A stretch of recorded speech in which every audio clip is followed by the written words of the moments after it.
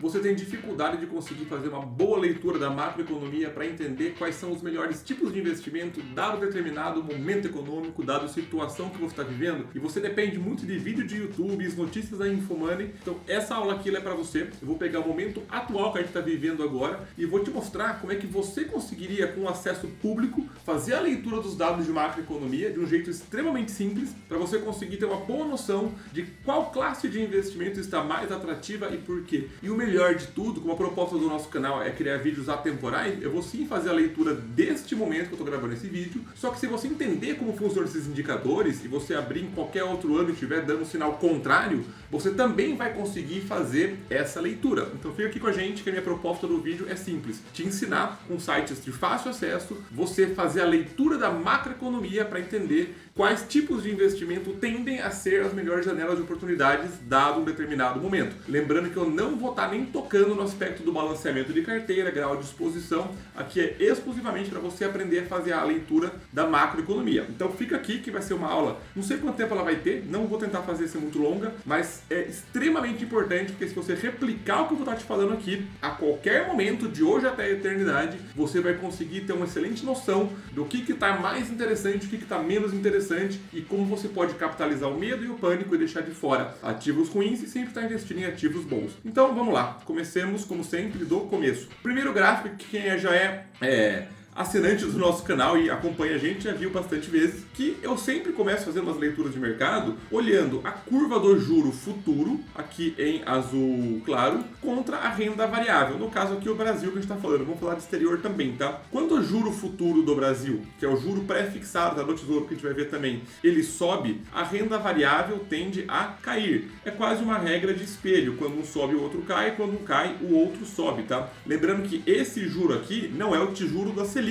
tá? É o juro futuro do mercado. É quanto o mercado cobra para emprestar dinheiro para o governo. Ou seja, o quanto o mercado precifica que vale a pena o risco até dado ano para emprestar dinheiro para o Brasil. Para vocês verem isso do jeito mais fácil e simples, é entrar no site do Tesouro Direto. Então, por exemplo, o mercado está precificando que o juro de 2032, ou seja, o quanto eu cobro do governo para emprestar dinheiro para o Brasil até 2032, o mercado hoje está cobrando 14,7%. Ou seja, o governo só consegue captar dinheiro para essa data se ele pagar essa taxa. É óbvio que quanto maior essa taxa, tem um risco maior embutido. A taxa sobe, o risco sobe para 28, 14,39. Se for olhar a própria Selic, que na data que eu estou gravando hoje está em 13,25, daqui a 2 dias, esse vídeo vai ter saído já depois da reunião do Copom, já deve estar em 14,25. Então esses juros aqui costumam estar próximos da Selic, mas tem momentos que eles descolam. Se for olhar, por exemplo, o histórico, a gente teve no espaço de um ano o juro para 2029 batendo 10,4 e menos de um ano depois indo para 15,6. Então, esse juro ele é mais volátil do que o outro e ele vai fazer o espelho da bolsa. Então, quando os juros estão altos, costuma ser um cenário muito interessante para aportar na renda variável. Por quê? Quando os juros sobem, a renda variável tende a cair por uma série de motivos. Primeiro motivo, a renda fixa fica mais atrativa, ela paga mais, então o dinheiro sai da renda variável e vai para a renda fixa. Segundo motivo, mesmo que a renda variável continue pagando uma taxa atrativa, conforme a renda fixa vai pagando cada vez mais, esse prêmio da renda variável precisa subir para acompanhar isso. Então imagina um cenário que o juro futuro está pagando 10%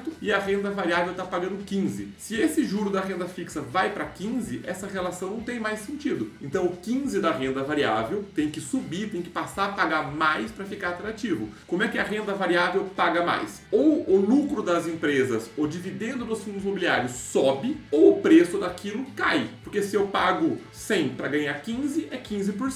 Se esse 15 de resultado não muda, o 100 tem que cair. Porque eu vou estar ganhando 15 em cima de um valor menor. Vou exagerar aqui, caia pela metade. 15 em cima de 100 é 15%. 15 em cima de 50 é 30%. Então o mercado também naturalmente derruba o preço da renda variável. O terceiro motivo para isso é que quando a renda fixa passa a pagar mais, porque os juros estão subindo, provavelmente a macroeconomia tem algum problema. Pode ser risco político, pode ser uma crise econômica, pode ser uma crise de saúde, alguma coisa que acontece que faz com que o mercado tenha mais medo e exija um prêmio maior para emprestar dinheiro para a renda fixa. Então junta a atratividade da renda fixa, correção do prêmio da renda variável e medo de mercado. Então essa relação ela tende a quase sempre ser verdadeira. Então, nesse cenário, é o primeiro indício de que o mercado está favorável para a renda variável. Um segundo indicador, para ser usado com muito mais cautela, é o histórico da relação preço sobre lucro do índice, do Ibovespa, tá? Mas, Matheus, você sempre fala que o preço de uma ação não importa. Você mantém isso? Lógico que eu mantenho. O preço de uma ação não importa. Vamos pegar, por exemplo, a VEG, que ela era cara em 2010, ela é cara em 2025 e vai estar cara em 2040. Se uma coisa sempre está cara e continua valorizando, ela nunca esteve cara. Coisa boa é cara. Coisa ruim, barata, cuidado. Se é barato e é ruim, não é barato, é o preço justo. Então, individualmente, uma ação ou outra, o preço não importa, porque o mercado vê a qualidade da empresa. Agora, se eu pego o mesmo pacote de empresas, que no caso é o Ibovespa, e eu consigo enxergar na relação preço sobre lucro do Ibovespa o quanto o mercado está pagando para cada R$1 de lucro, eu consigo ter uma noção interessante disso. Matheus, o que é isso? Dropei pacote aqui agora, vamos lá. O PL do Ibovespa atual está em 9,27, tá? Eu vou arredondar para 9, ou seja, eu preciso colocar R$9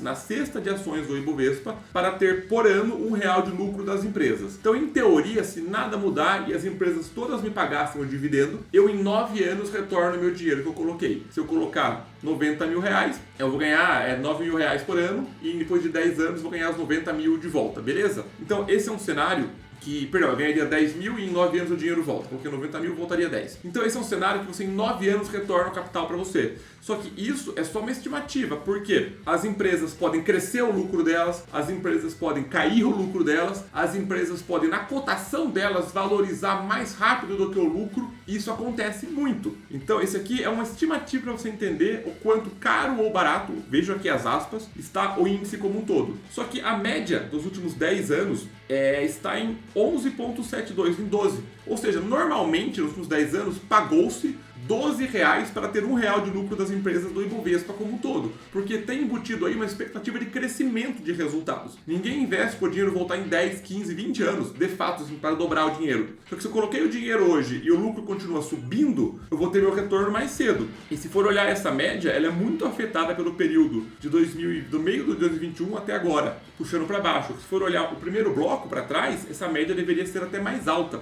Então o mercado hoje, qual que é o resumo desse bloco aqui, tá? O mercado hoje, em termos do índice como um todo, está pagando menos reais para ter R$1 de lucro de volta. E se você acredita que as empresas de hoje têm a mesma qualidade que tinha em 2020, 19, 18, 17 e você investiria naquela época, agora é uma época muito melhor, porque você paga menos dinheiros para ter as mesmas ações, dado uma proporção do preço delas em relação ao lucro delas. Então o PL do índice como um todo, ele é um indicador, um cheiro também que está no momento interessante para você capitalizar o medo. E se eu for olhar alguns setores específicos, por exemplo, vou olhar todo mundo tirando Petro e Vale, também está bem abaixo, 9 e a média é quase 13. Se eu for pegar um setor mais que usualmente é um setor famoso por ser caro, o setor de saúde, que a média aqui é quase 28, estão vendo? 27,71. Está hoje em 15. Então, tá vendo como o caro não existe o caro, porque é o relativo? O 15 no setor de saúde é o alto para o Ibovespa e para ele é baixo. Vou pegar o setor de consumo não cíclico, que engloba o agronegócio. A média é 16, está em 9. Então, isso também é um indicador de medo de mercado. Mas por que é importante você entender isso?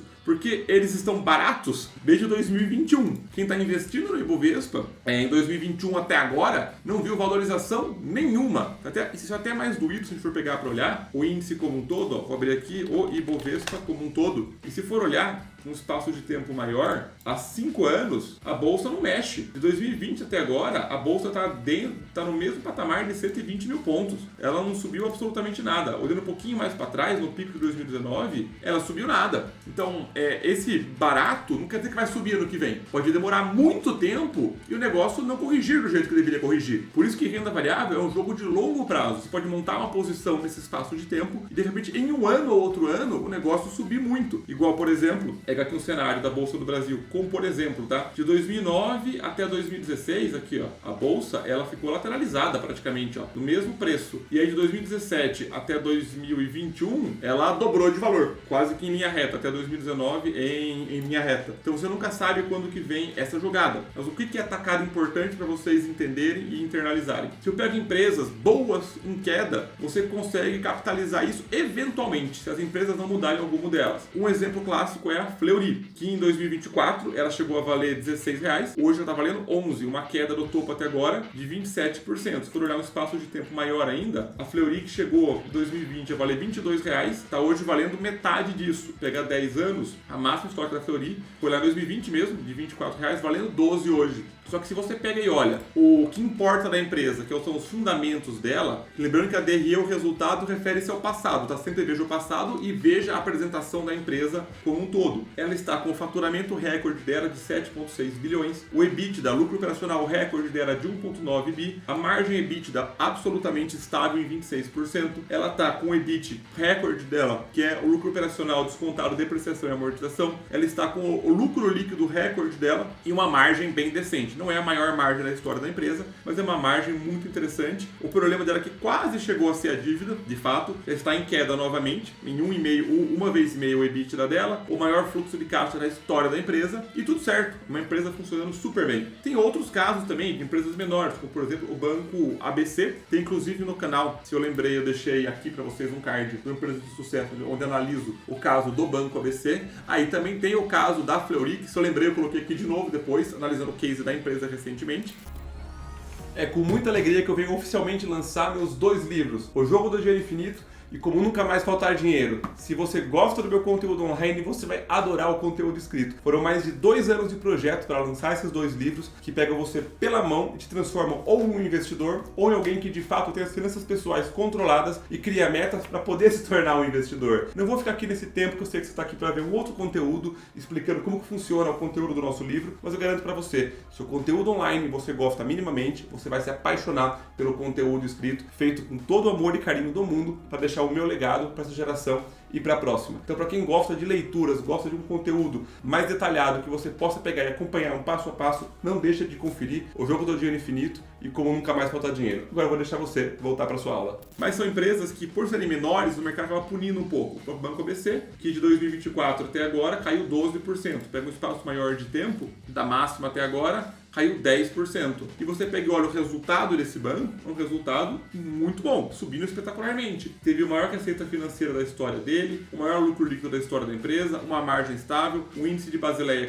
super decente, um PDD incrivelmente baixo, muito mais baixo do que os bancões, com um patrimônio subindo, um ROI excelente, uma empresa super saudável. Raia Drogasil, mesma coisa, da queda de hoje até da máxima dela até agora, 35% de queda. Você pega e olha o balanço dessa empresa, continua. Receita recorde, EBITDA recorde, EBIT recorde, lucro líquido recorde, margem super estável, um ROI excelente, vocês não estão vendo o ROI aqui, jogar para o lado, de 19%, uma dívida quase não existente, um fluxo de caixa recorde da empresa também, a própria Engie de energia, uma queda de 17% do ano passado até agora. Pega e olha o balanço dessa empresa, também receita praticamente recorde, a terceira maior da história da empresa, o maior EBIT que a empresa já teve, um EBIT excelente, o maior lucro líquido da história da empresa, uma margem espetacular, uma empresa com uma dívida um pouquinho alta, mas para o setor de energia isso é normal, fluxo de caixa operacional normal. Estão entendendo? Eu poderia ficar com exemplos assim pro resto da vida. Ah, Matheus, mas tal empresa tem tal coisa para frente. A Fleury está com a dívida no CDI, mas ela está perfeitamente controlada.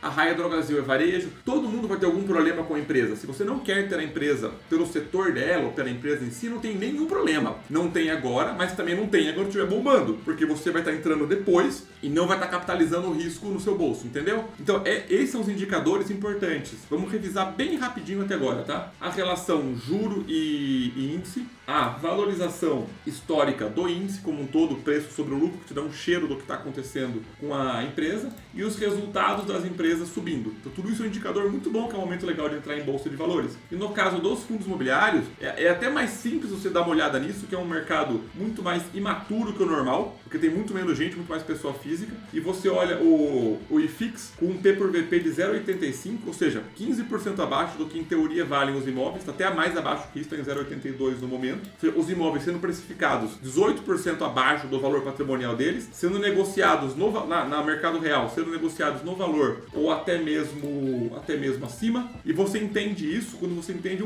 poucos pares de relações importantes. E é por isso, pessoal, que eu sei que o nosso canal, ele é um canal seleto de pessoas, porque quem está aqui com o intuito de aprender. Não é um call, não é o que comprar, o que vender. Então presta atenção que eu vou te explicar agora algumas coisas que podem ser um pouquinho mais complexas. A ideia é simplificar ao máximo máximo possível. Se precisar ver essa aula mais do que uma vez, veja, mas é uma aula de ouro para vocês, tá? Então vamos lá, voltem para cá para mais fazer esse adendo. Os fundos imobiliários, eles são muito comparados com o Tesouro IPCA mais longo, tá? No qual espera-se que a cota corrija o IPCA, que é a inflação, e o dividendo é comparado com o prêmio, tá? De forma que, como os fundos imobiliários são mais arriscados que o Tesouro, eu espero um prêmio acima deste prêmio. Então, por exemplo, se o Tesouro IPCA está pagando IPCA mais 7,4, eu quero que o yield dos fundos imobiliários, que é o dividendo que eles pagam, seja acima do 7,4. E, historicamente, se for olhar aqui em preto, que é o dividend yield do IFIX, que é o índice dos fundos imobiliários, contra o contra o prêmio, o yield do Tesouro IPCA+, que está aqui em amarelo, repare que o fundo tende a pagar acima. Ele tende a pagar acima. Por que ele tende a pagar acima? Porque ele tem um risco maior. Mas aí que vem a sacada do negócio. Como é que o mercado corrige tão rápido esse prêmio?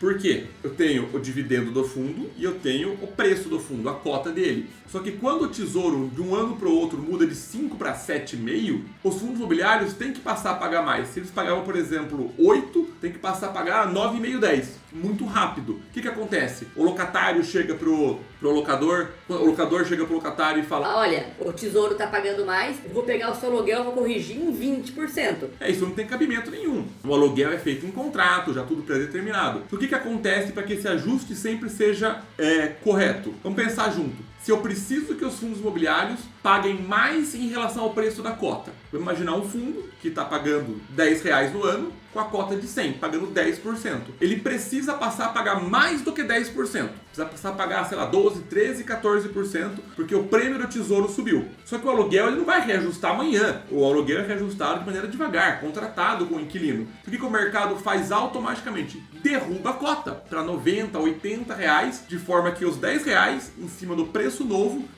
cheguem no percentual ideal. Então você pode inferir que quando isso daqui está subindo, a cota tende a cair, porque o aluguel é reajustado de maneira mais devagar. Só que o medo de mercado faz com que isso aqui suba e essa diferença, que usualmente é uns 3%, hoje esteja em 5%. Então assim, a diferença do Tesouro para o IFIX costuma ser uns 3%, hoje está em 5%. Então além do Tesouro estar alto, essa diferença está mais alta ainda. Então você vê um mercado majoritariamente descontado em relação ao valor patrimonial e o spread do Tesouro maior do que o normal e o Tesouro pagando muito. São muitas forças a favor. E se você pega e olha o histórico de fundos imobiliários espetaculares, como por exemplo o HGLG, na mesma cotação de 2020, certo? Só que se você pega e olha esse fundo de 2020 para agora, ele pagava 68 centavos, está agora pagando na média 90, com a cotação lateralizada, com um PVP abaixo de 1. Você pega um outro fundo, o HGRE, um fundo de laje também da Pátria. Você pega e olha ele quase numa cotação, na menor cotação da história dele, ficando num valor até abaixo da época de 2020. Está uma cotação abaixo do que estava. E aí você olha o fundo perfeitamente saudável, funcionando super bem. Teve o receio durante a época da pandemia, mas olha agora o que está acontecendo com esse fundo, pagando 0,87% ao ano. Esse fundo pagava 0,46% e era um bom fundo na época. Só que o pessoal não quer pegar agora. Por quê? Tema de tesouro, não entende análise, compra, o negócio cai. Você pega um BTLG da vida, também lateralizado, desde 2020 até agora, pagando antes. Detalhe, pessoal, não olhem só dividend, yield e PVP, tá? Isso aqui é um exemplo para você entender o momento de mercado. Não compre um fundo sem você conseguir entender